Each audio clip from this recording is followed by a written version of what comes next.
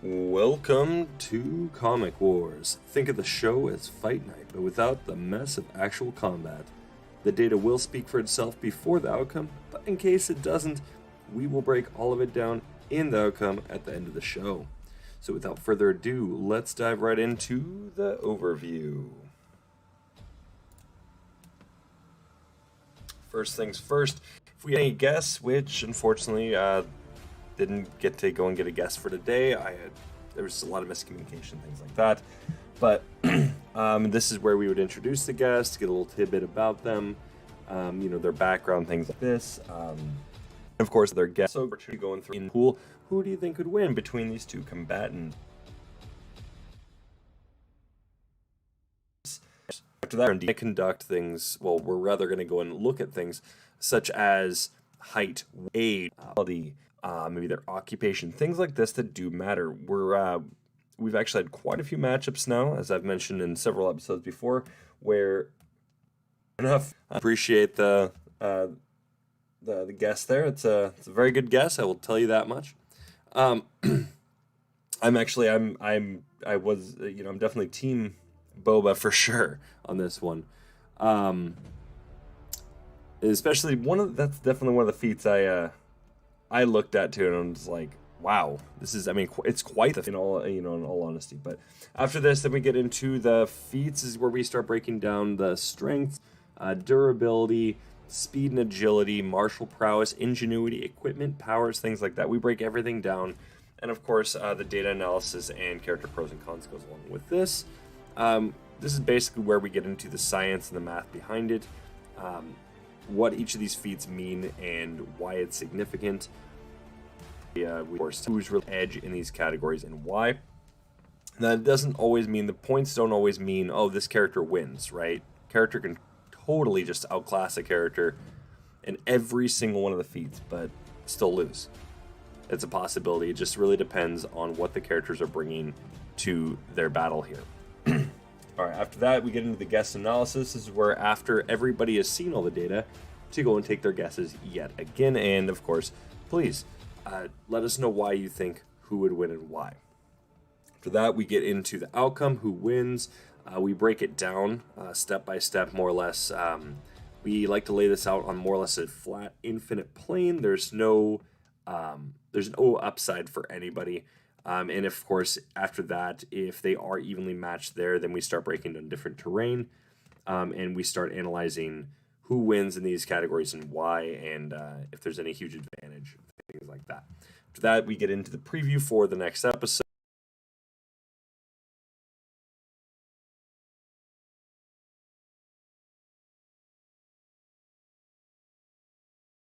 And then show is over.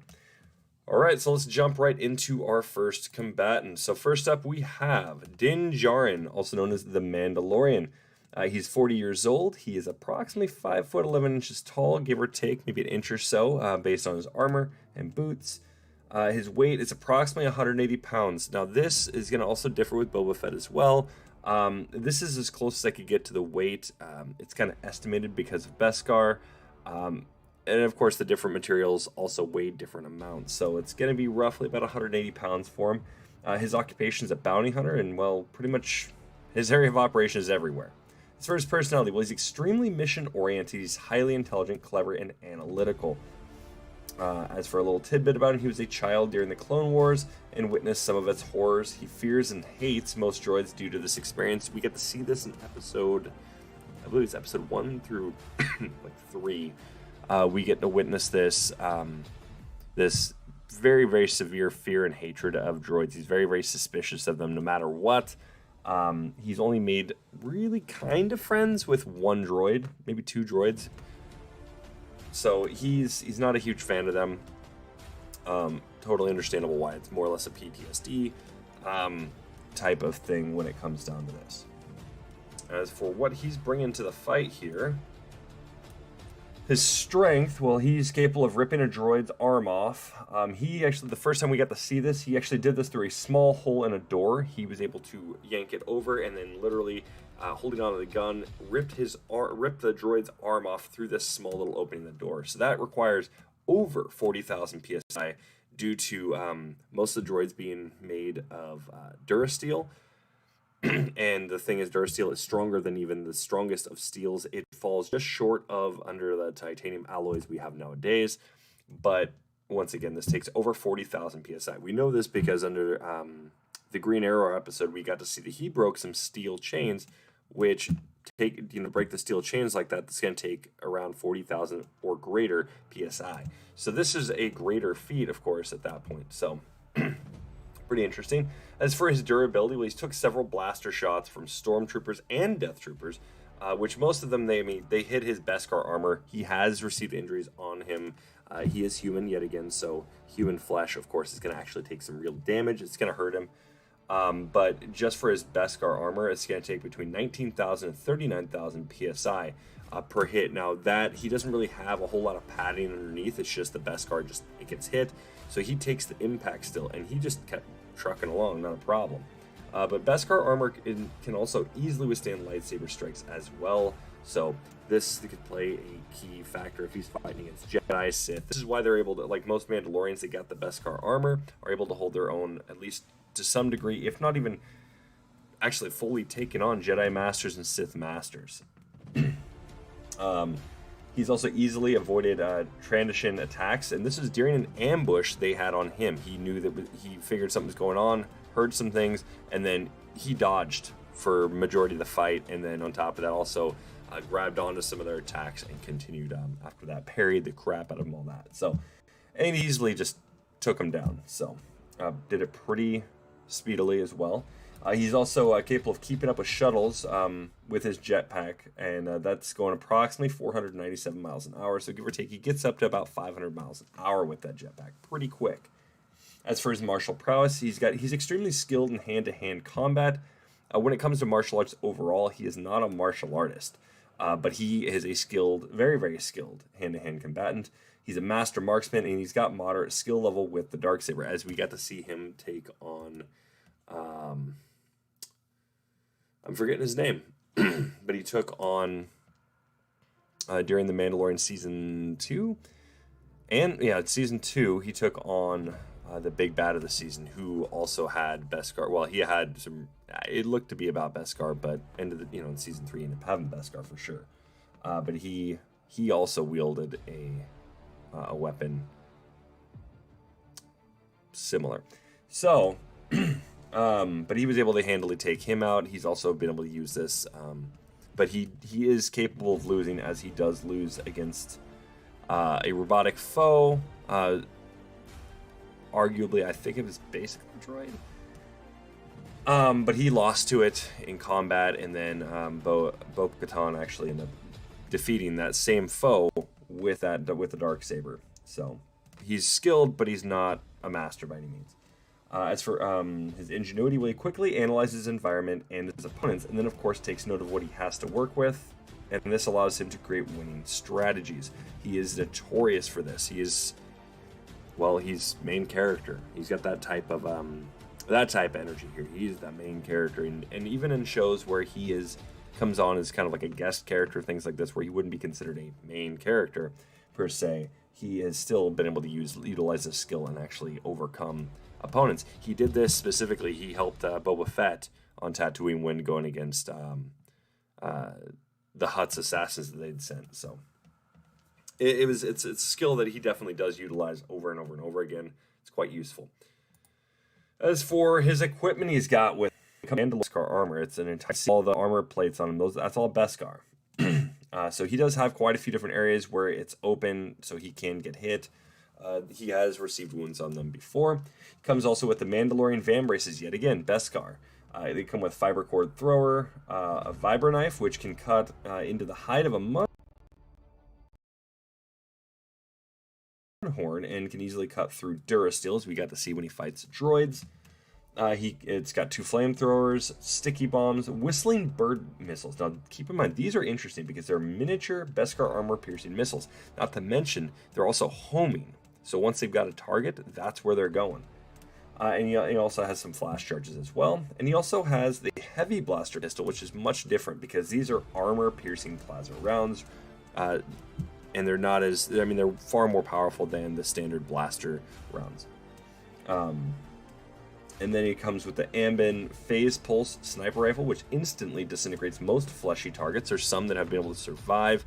Much larger creatures, they will tend to survive, but even things like the Trandashans, they do disintegrate, and they are comparable to creatures like Chewbacca. So anything even of his size, as if he hits them with these rounds on a flashy area, things like this, it will disintegrate them. He also comes with the jetpack, which does have one missile. And he has the Darksaber, which is more powerful than a standard lightsaber, and it's also capable of deflecting, not deflecting, but deflecting lightsaber strikes. The blade actually becomes significantly heavier the more unfocused that the user becomes. As even stated from him, the lightsaber became very heavy to the point where it was almost unusable when he was using it in a fight. And I believe that was against the robot thing over on Mandalore. So let's get into our next combatant, which is Boba Fett. He is 41 years old, 6 feet tall, 172 pounds. Once again, give or take, he could be around 180 pounds. I'm not really sure exactly how much extra weight he's going to have on him, but it's about 172 pounds. This is according to the Star Wars guidebook. His occupation now is actually a crime lord. He's no longer a bounty hunter, and he operates under the Hutt's their specific area where they basically do all their criminal actions, which is going to be on Tatooine. As for his personality, he's extremely calm, he's reserved, and he's extremely focused. Very similar to not Boba Fett, but Dinn Djarin when it comes to his focus. Their focus is just mission oriented. Got to complete the mission. Take care of the whatever the opponent is, or do whatever they need to do, and then be done with it. But he is also the clone of the famed Jango Fett and was trained by his father from, birth. He's a clone, but he didn't get any of the extra little things like, He's a clone, but he didn't get any of the extra little things like his enhanced growth time and things like this. So he was actually raised just like a regular Mandalorian child, just like Jango was.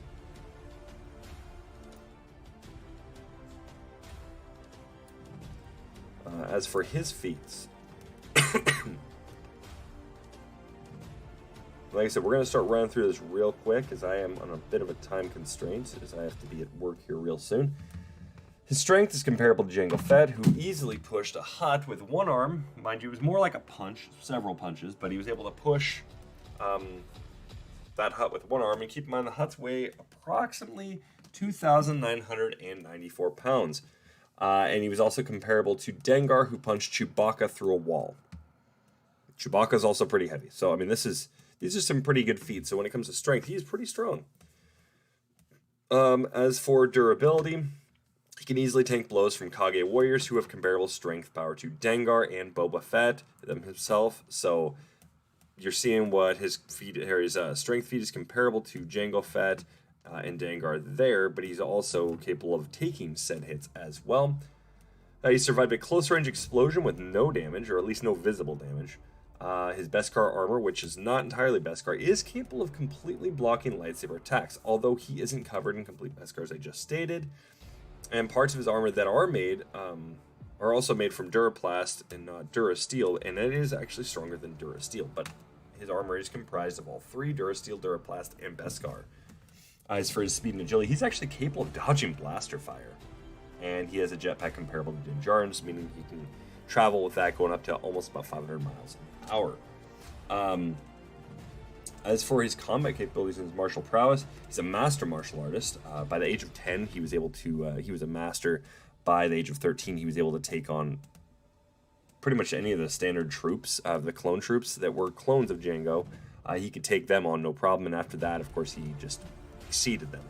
And him being 41, he didn't really stop his training a whole lot, so he kept going. He's a master marksman and has mastered several different weapons, including knives, daggers, swords, stabs, firearms, and explosives. And as a bounty hunter, he often used the most efficient strategy, even when the strategy was completely obvious. As Gray Sage or Greg has actually mentioned before, this has actually been part of the reason it resulted in actually falling into the Sarlacc pit. One of the big reasons, because he uses the most obvious strategy, thinking, "Oh, I'm gonna be able to take this guy," when All his opponent has to do is just do something that is just totally unexpected, and it just throws him. So he can easily be deceived, essentially, is how this breaks down. He goes with the strategy he chooses really quickly, mind you. He'll choose the strategy real quick, go for it, and then, if it doesn't work out well, then it can be leading right to his defeat. And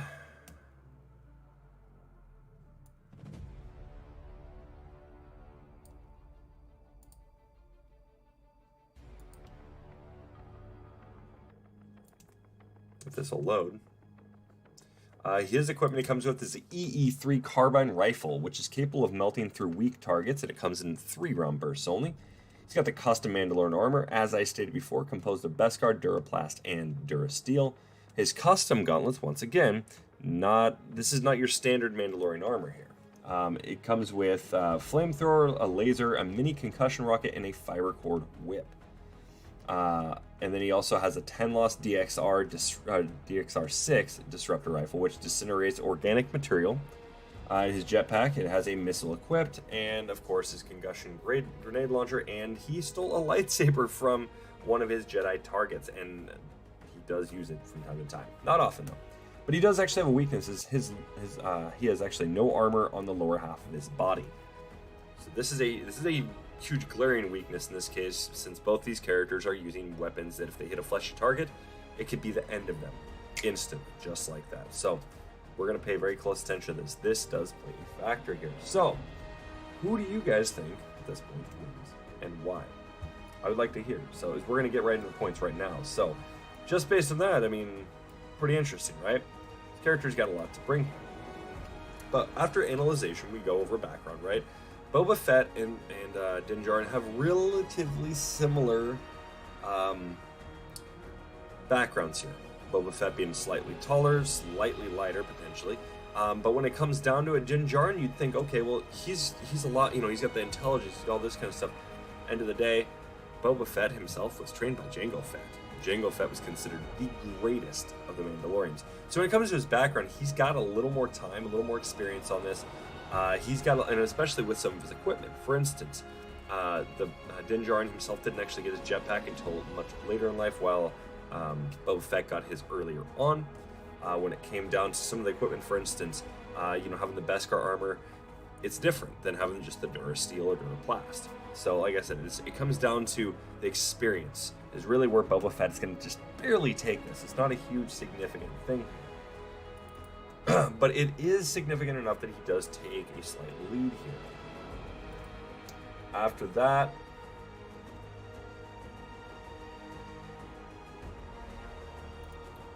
we're going to go over